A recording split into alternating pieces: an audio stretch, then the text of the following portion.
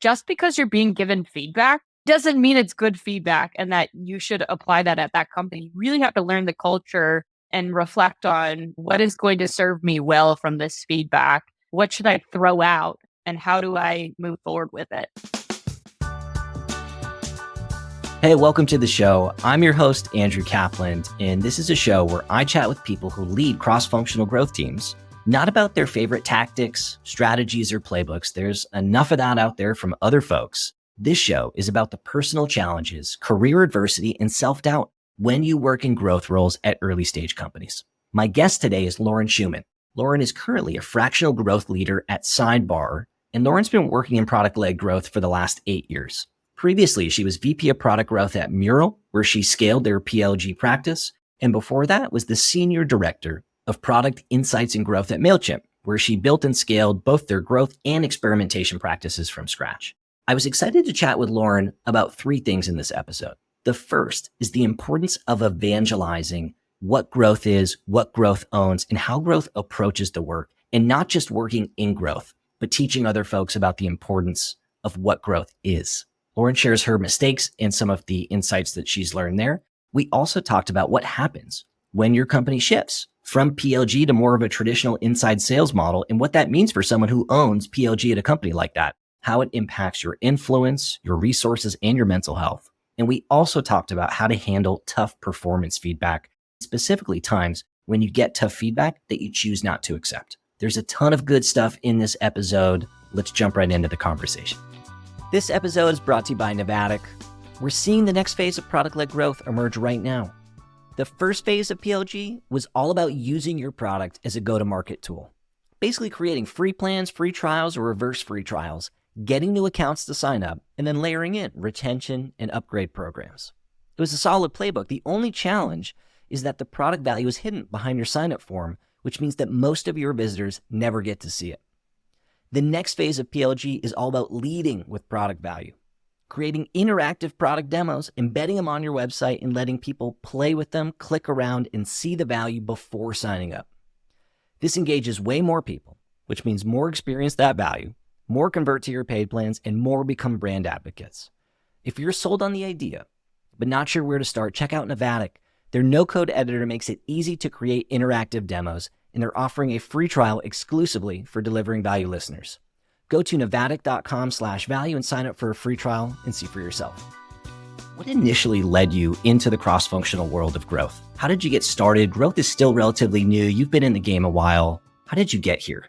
So I've been around in the PLG space for about 8 years. I would say the underpinning of my career was following the data and following the technology and just being curious. I started out my career in corporate retail, which seems completely disconnected, but it's really not. It was about running your own small business inside of another business. That generalist mindset, I think, has served me well. But essentially, I was in e-commerce and CRO, conversion rate optimization, was this big thing. And there's a lot of shared principles like experimentation, targeting, digital analytics, like understanding user behavior.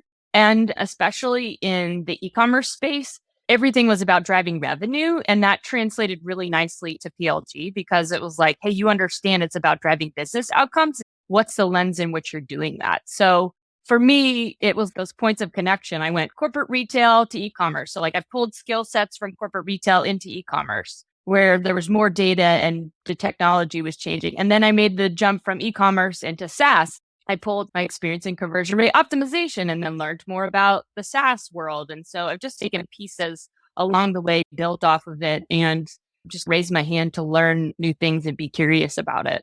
What's funny is now we have this term PLG, but I feel like when you started 8 years ago, it wasn't a term yet. Or if it was a term, it hadn't been fully evangelized and adopted. And so when I would explain what I did to my friends and my family, I would say it's like e-commerce, but for software. And so that really resonates with me. Yeah, I think growth was more the term and less product-led growth. I remember reading Hacking Growth by Sean Ellis and Morgan Brown, and that was my Bible, essentially. Like, here's how folks are doing this. What can I learn from this? And I took a very academic approach in the beginning, actually. I just went out and researched a bunch of what people were doing and tried to learn and then start applying it in my own company.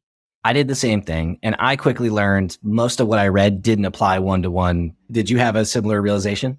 Yeah, I think one of the biggest lessons learned is like you can get inspiration from what other people have done. And I think it's great food for thought, but ultimately, it's not that easy. You can't just copy the playbook from other folks. You really have to understand your business, your customers, and your company. A really big learning is how do you tailor your message for who you're trying to potentially convince, whether it's your external or internal customers?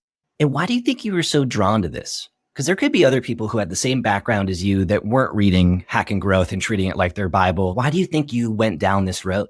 I'm a lifelong learner first and foremost. So I constantly am interested in just learning new things and having new challenges. And I think that curiosity was really an important part of the journey. And then once I've started doing something for a while, I am looking for what's next that's new and challenging. And because PLG was so new and evolving, that was of interest to me. And then also, I love fast moving, rapid nature of growth and the data driven nature. So I'm somebody who very much values both qualitative and quantitative research. I find it interesting and I just want to know why people do the things they do. If people ask, why did I invest in marketing? What was interesting to me? It all boils down to human behavior. And really, the root of all of this is why people do the things that they do. When you learn that you can influence using product and words and images and design tweaks, and once I realized that you could do those things and see real differences in human behavior, I went through the same thing where I just became addicted and I couldn't get enough. It sounds like you went through the same thing. Yeah, I remember reading Influence. It's about like the psychology of human behavior and all the principles behind, you know, ask for something and someone would be more likely to give something back. And even at Mailchimp, we went through an exercise where we were doing ideation and we each wore a psychological principle and we're like, hey, what would change if you were applying this particular principle? And it was just fascinating. And I love when we're proven wrong. You're so convinced that people will do something and they don't do that thing. I just learned something about human behavior. Like I assumed this and then it completely wasn't true. It's always the one that you're like, oh, I think that this is going to work. I feel really strongly about it. And then you're wrong. And you're like, well, shoot, now what do I do with this? And that's why I think qualitative feedback is so important too, qualitative data, because it can be really easy to just look at the quantitative data, but then you have no idea why. Like, why did this happen in particular? And then you get all the color when you start talking to users and prospects. And so the richest aha moments for me have definitely been like, we did an experiment and then we really finally understood what was happening. Yeah, you get the full picture. You've talked about a few folks already. You talked about Morgan Brown. You talked about Sean Ellis. Who are the other pivotal people, or if there's a pivotal moment that's impacted your career journey? I was actually reflecting upon this, and my first time moving from e-commerce into SaaS was a company called Experience, not around anymore, unfortunately. They didn't survive the pandemic. They were in the sports and live entertainment space in terms of selling innovative ticketing solutions and experiential marketplace. They reached out to me. They were hiring for like a director of merchandising. And I'm like, why do you need a director of merchandising? Like you're a technology product.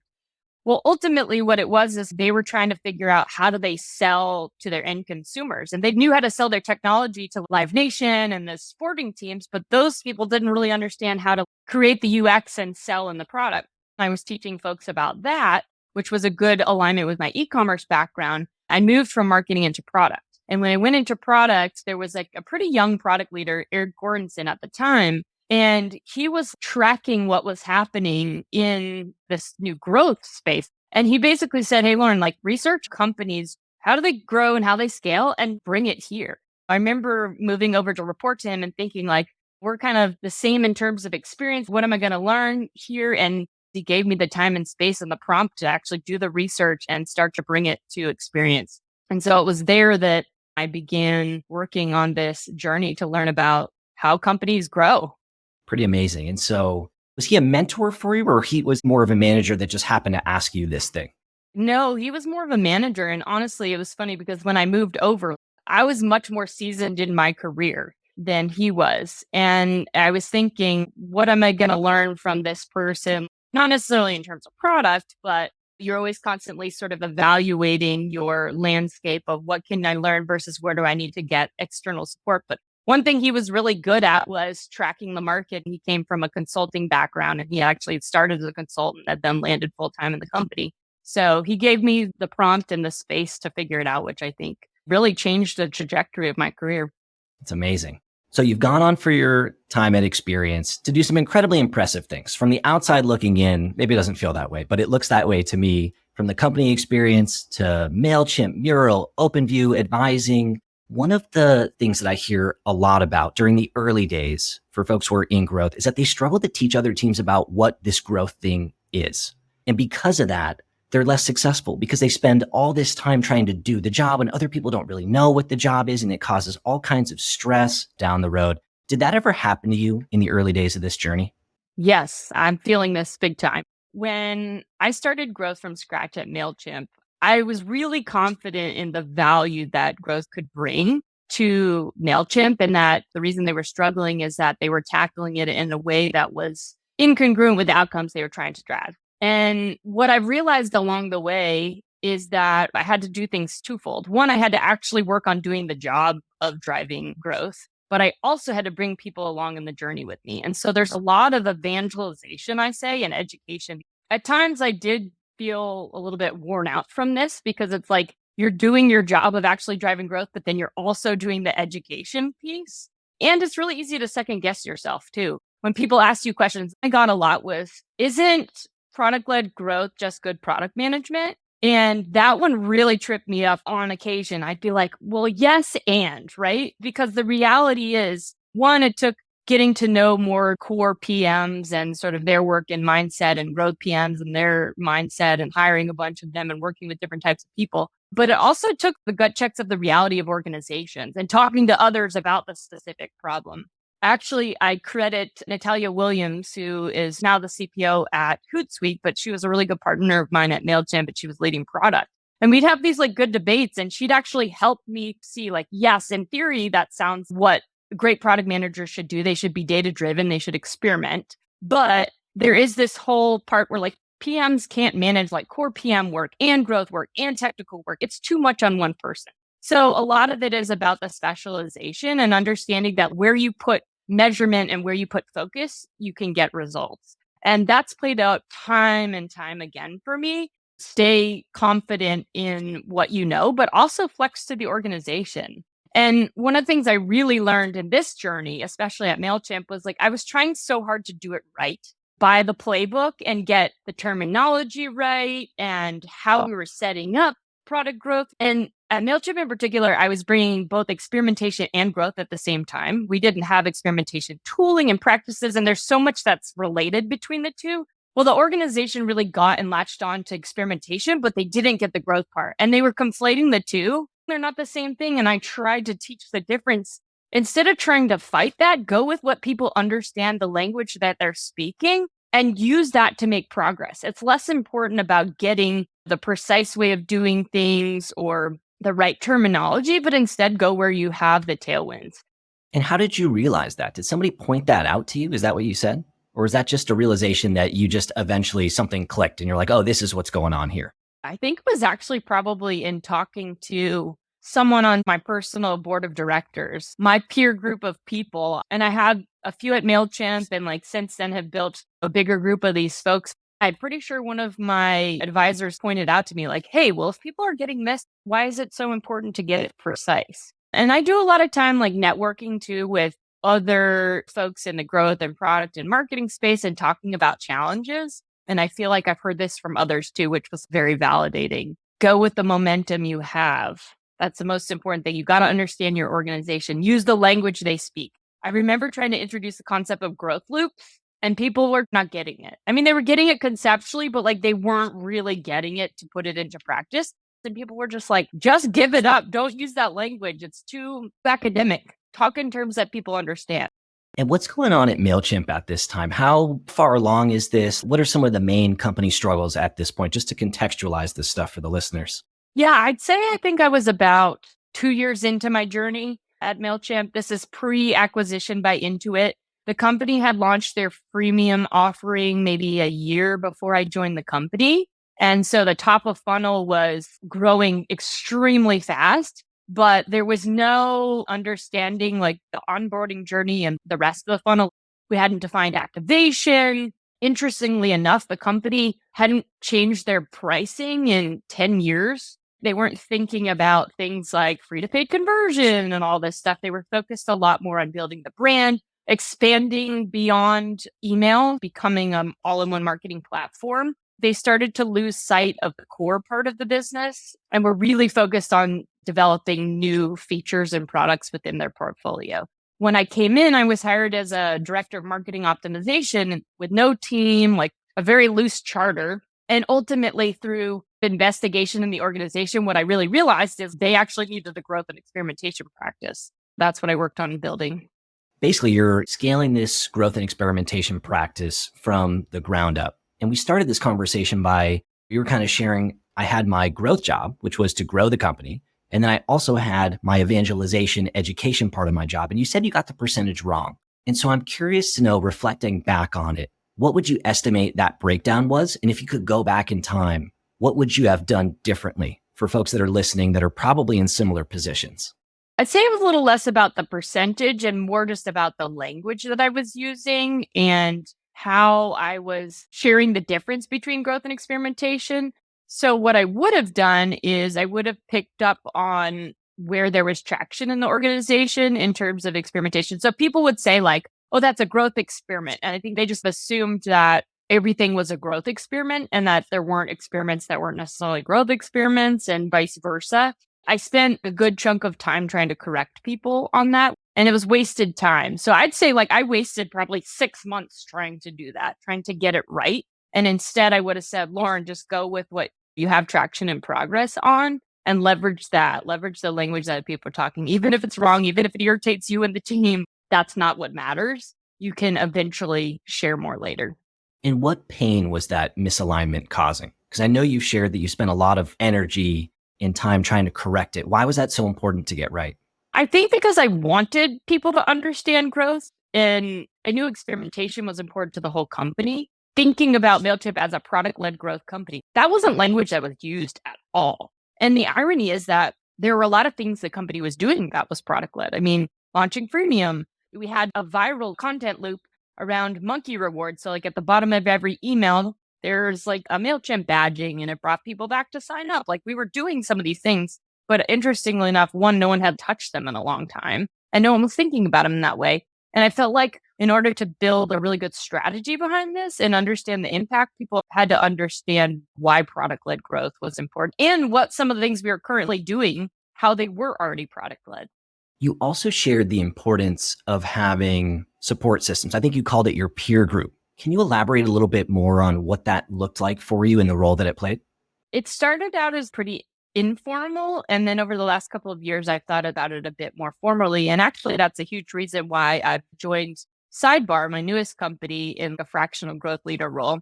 Sidebar is doing exactly that. It's helping you cultivate your peer-to-peer board of directors, but essentially it's your support system. So as leaders, it gets lonely. Sometimes you have the support internally in a company, but sometimes you don't. And sometimes that's not a very safe space. Sometimes you need support of folks who get your work, but actually sometimes you need support from other amazing people who don't do your work because they can give you sort of an outsider perspective. And so in these specific scenarios with Mailchimp and then definitely some examples from Mural, I really relied on these folks that I just knew were my go-to people. There's an example at Mural where I was having one of the hardest times in my career, and I immediately WhatsApped a group of my peer board of directors. And within 15 minutes, I had responses from all of them, and I had one FaceTiming me to have a conversation. Like they were there to support me through difficult decisions and difficult times.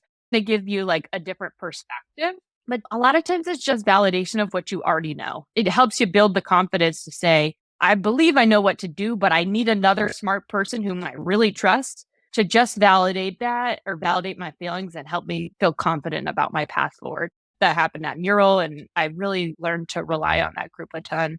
Getting perspective is so important. Someone to say, yes, you're on the right path, keep going, you're not crazy. Or someone to say, hey, there's maybe a different way of looking at this. Here's what that could look like. And then you can explore it together. So I totally understand and agree with the value of having a peer group or mentorship or a coach. How did you find these people? The people that were on your WhatsApp group, how did you find them specifically? Yeah. One of them was up here at Mailchimp, and we actually happened to be connected through our spouses. We met and they had worked together. So I just admire her so much. So her name's Joni Deuce. She still leads partnerships at Mailchimp. And part of what I value about our relationship in particular is that we have trust and we don't hold back with each other. You need someone who's going to give you the brutal, honest truth. And if you're being ridiculous, you need them to be able to tell you that. And you trust each other so much that when someone says that, you take that to heart. It's like the idea of you have to care personally in order to truly be able to deliver meaningful feedback. I think that's what's so important in your board of directors is you care personally about each other. You have that deep relationship. And so when someone gives you feedback, you take it to heart. And it's usually not your manager, in my experience. Unless you get lucky, or maybe it's a previous manager, it's usually someone different. And that's what I'm hearing you say. Yeah, your manager certainly can give you great feedback about your specific performance, but this is definitely more about outside your scope of that group and a lot of times outside of your company, I think, because of that, it feels safe to say, I made this mistake and that's failure, and there's no repercussions because you're not connected to that same set of people in a company in general. Switching gears a little bit, one of the challenges that I hear as a coach is they'll get hired at a company to own PLG, whatever their title is. That's sort of their ownership and accountability. And then the company will shift. Maybe they'll abandon PLG to chase higher revenue, sales-led approaches. And because of that company shift, it impacts your resources, your success, your status at the company, your influence. And as a result, sometimes your confidence, sometimes you can even bring that home with you at the end of the day. Have you ever experienced that in your journey?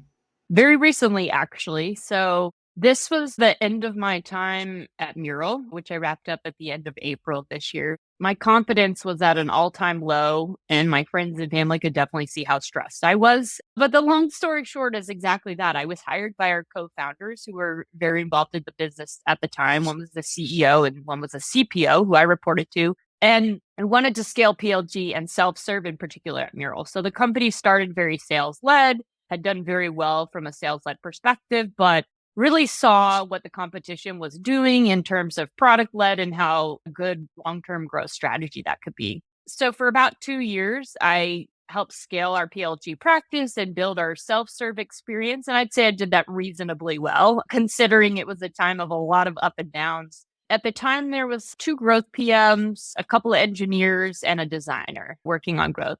And essentially, it was craft a strategy around that and build a team out and start doing it. There wasn't a team in place there. For me, it was figure out what's the priority around PLG. The very first question I had was, do we care most about driving revenue or do we care about driving users? And so there were trade-offs related to how you think about growth in particular. And ultimately, we ended up picking one thing and then shifting to the other thing, which makes sense. But I really wanted to bring clarity because I think a mistake that a lot of PLG teams make is that the scope of PLG can be so big and so ambiguous that you feel like you're accountable to everything and it's very distracting. Number one thing I do is figure out priority of focus. And so that was a decision at the leadership level. What do we want to make? So we narrowed the scope and then we worked backwards, building our growth model to say, like, where do we spend time and energy?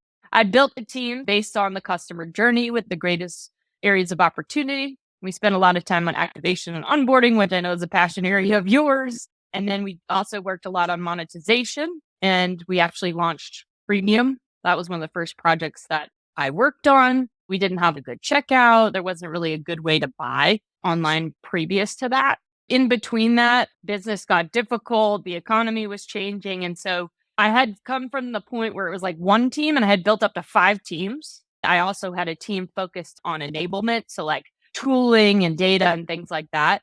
And then it was down to 3 teams and down to 2 teams. And there's a lot of reorganization in between. We were halfway built out when we had layoffs and a hiring freeze. And so I had constantly had to be reprioritizing.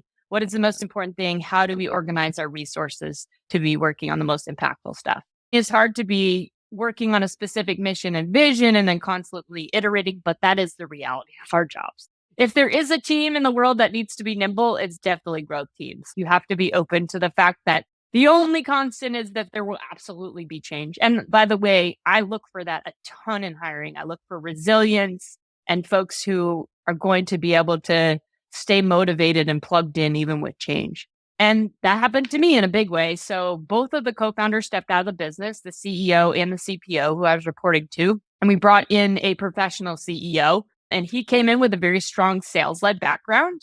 And I think based on where the company was at, we all knew that there was opportunity in product led sales. Essentially, how do you leverage the product more so from a selling capacity? And I actually had already been working on a strategy to focus less on self-serve revenue, which really had ended up going after SMBs and like mid-market, and focus a lot more on the introductory sale with a team in an enterprise and how you end up feeding that to your sales organization. So that was like the very beginning of it when the CEO joined the company. But ultimately, I just couldn't convince him really to invest in the team to do this or really to invest in me. It was really hard having a new leader come on board and feeling like you immediately have to prove yourself and prove your value. I was being judged on what was already in market in terms of PLG, and there was some misalignment in terms of how long we had tried to be PLG as a company and what we had accomplished. There were definitely areas that I believe I would have made different decisions if I could go back and do it. But I did feel like I failed my team and I failed myself because I felt like I had put together a really good plan for how PLG could scale into product-led sales that would align, but I just ultimately couldn't convince him that we needed a dedicated team and a dedicated leader to do that. And was there a specific moment that everything changed, or was it this slow, we're going in this other direction? No, we're going to freeze your budget this quarter. Which of those was it? It felt like a painful 4 months. The initial was like, hurry up and try to show what you've done, but also give context as to why some of those decisions were made.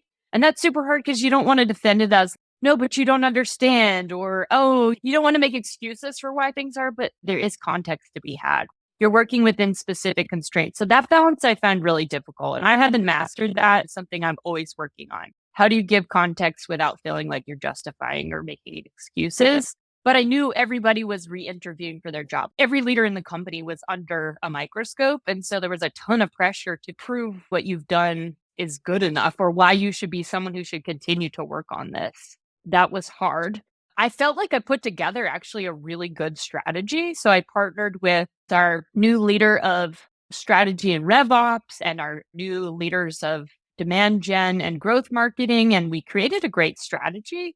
I honestly don't know where the disconnect was. I think some of it was I didn't know all the sales language. So my background originally, as I chatted with you about, was B2C, really. And eventually it was B2B and SMB, and this whole new B2B enterprise world is really new to me. And that's why I joined Mural. I wanted to get more experience in that space. I felt like I was speaking my own language in PLG, whereas the rest of the organization understood this core sales-led language. And because of that disconnect, I think I didn't have the same credibility because I wasn't using all the language that they were using. I think if I had more of the experience on the sales side, I would have known how to speak to a really strong sales-led leader in a way that could have convinced them, but I didn't have that experience yet. So I've learned a lot from that for sure. I'm curious to know, what was your self-dialogue during that time? It's in this 4-month period. Things aren't going well. You've re-interviewed for your job. You're not getting let go. You're still there. Things are plodding along. You're feeling a little self-conscious about the lingo. What's going on in your head during that time?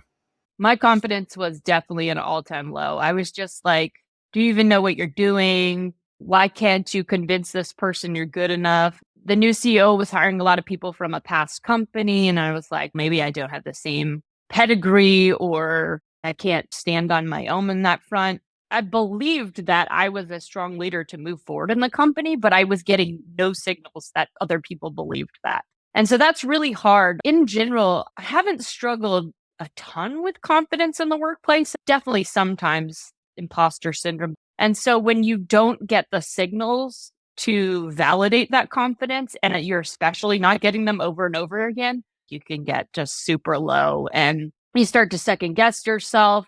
And I'll say also this new CEO brought a really different style. We did a lot of things in Mural. We brainstormed, we did presentations there. And then the new culture was to write one pagers and docs.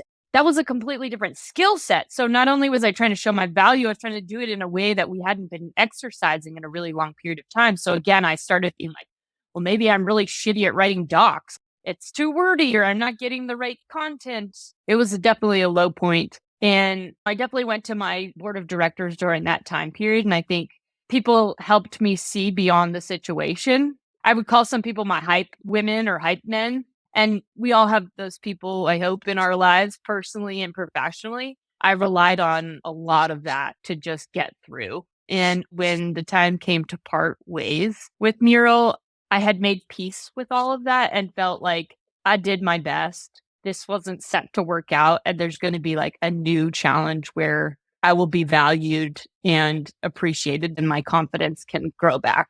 And I'm happy to say that's been happening.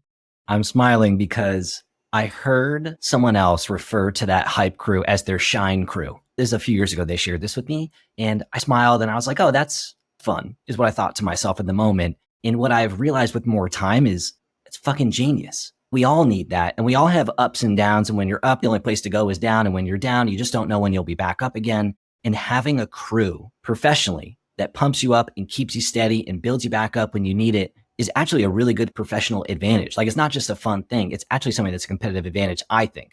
I totally agree. I think it's the thing that differentiates when you go to interview for the next job. How confident are you? Because if your confidence is shot from your last experience and you're still in that low spot, like people sense that. It's going to come out in how you're having those conversations.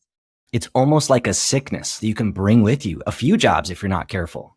Yeah. And what I have realized is that you need to digest after you leave a job and figure out what you want to take with you that's been good and what you don't want to take. I watched myself bring some toxic habits from one company to the next. So, for example, one company had a very consensus driven culture, and it was all about being liked and getting that consensus and having people come along and being nice. At the detriment, I was less opinionated and less direct in the next company. Basically, I was being told I could be more assertive, but I had unlearned some of my assertiveness in the past company because that didn't work there. Just because you're being given feedback doesn't mean it's good feedback and that you should apply that at that company. You really have to learn the culture and reflect on what is going to serve me well from this feedback. What should I throw out and how do I move forward with it? What's also interesting about that is what works at one company isn't the right fit for another. There's a company culture you fit that's real. Both of those pieces of feedback are probably the right piece of feedback for that company. You can decide if you want to accept it or not, but probably are given for a reason, but it doesn't mean that it's the right thing for the next company. On the topic of feedback, have you ever gotten a bad performance review or any really tough formal feedback in your career? Well, I'm happy to say I've never gotten a bad performance review, but I've definitely gotten tough feedback. I'm a very direct communicator. I don't know if that's because I'm a northerner and I worked in the South for a long time. So like there's differences in culture. I also worked in a global company at Mural where people all around the world. So again, like culturally, people are very different as it pertains to that. But there's another thing I'll say about feedback, and then I'll share that, is that every piece of feedback has something you can learn from it and some truth. So even if you feel like it's completely unfair, there's something that someone is giving you a cue to. And it's your job to sort through that and figure out what that cue is and what's useful. One of the worst pieces of feedback I think I received, and I felt like it was tough because I felt like it was completely unfair, was I was told that I had to be more likable to get promoted.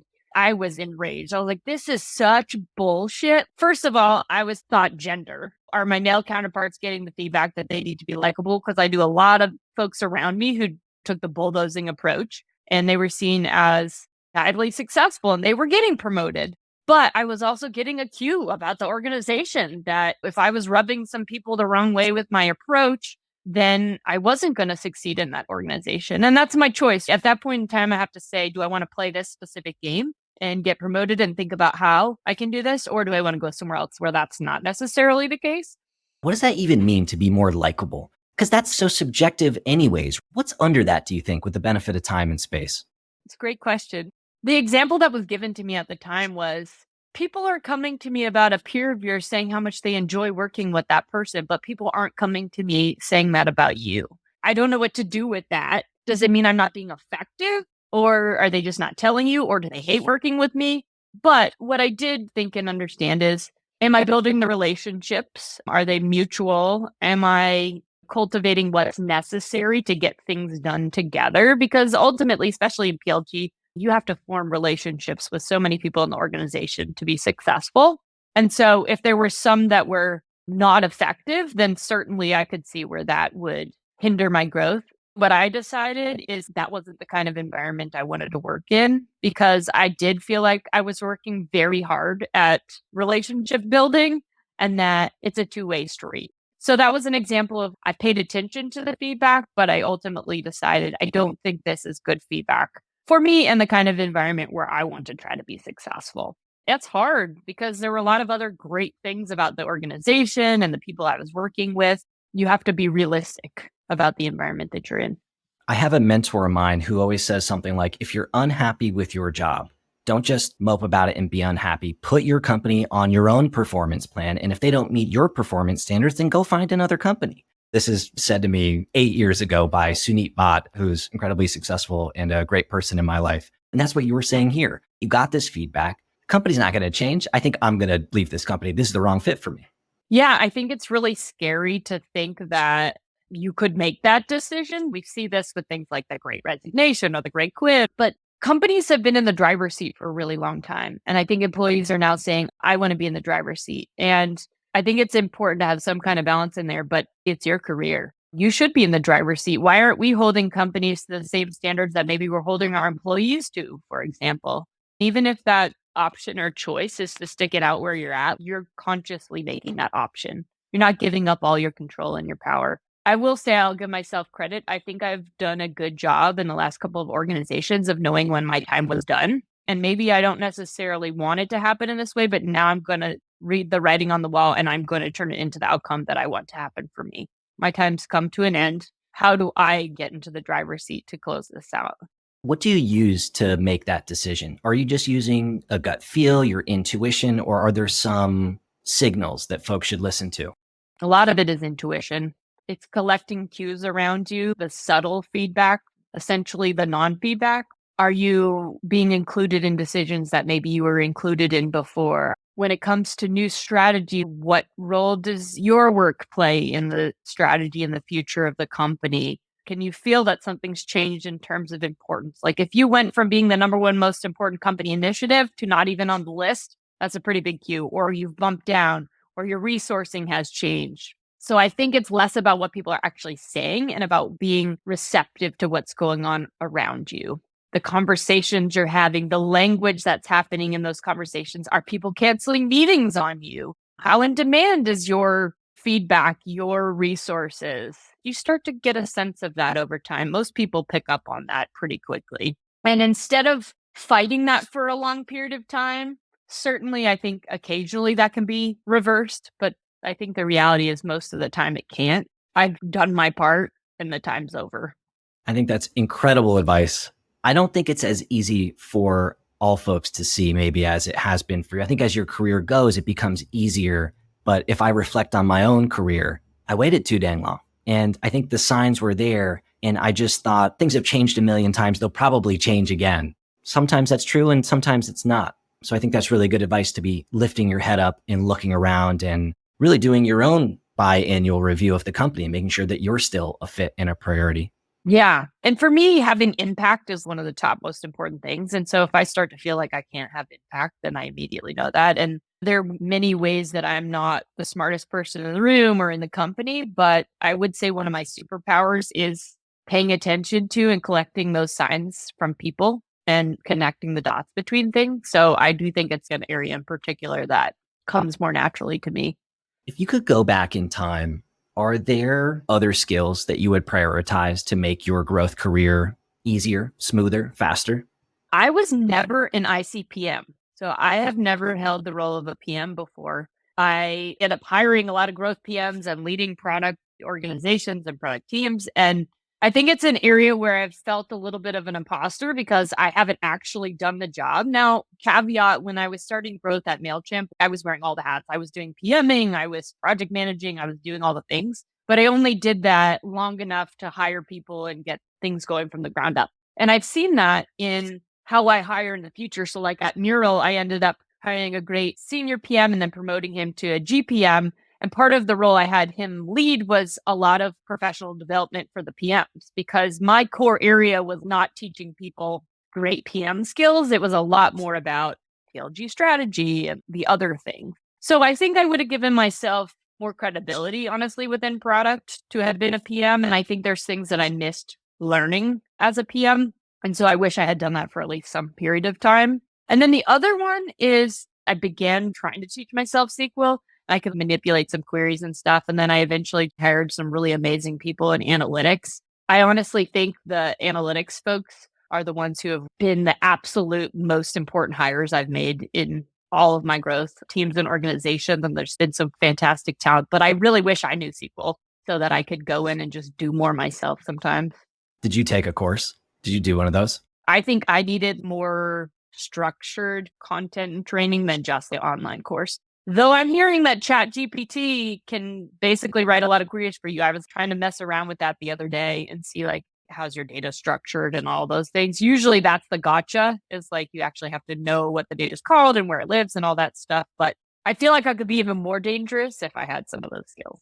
I felt the same way. I took a SQL class. I learned about it all in an academic vacuum. I learned how to write queries.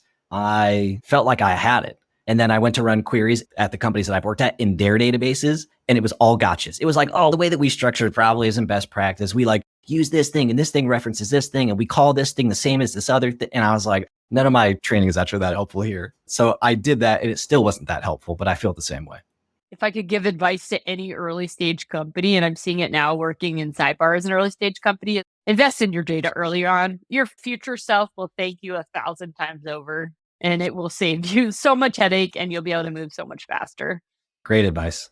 Lauren, thank you for coming on and sharing your story and your background and some of your challenges. For folks who are listening that want to connect or interact with you, where should they go?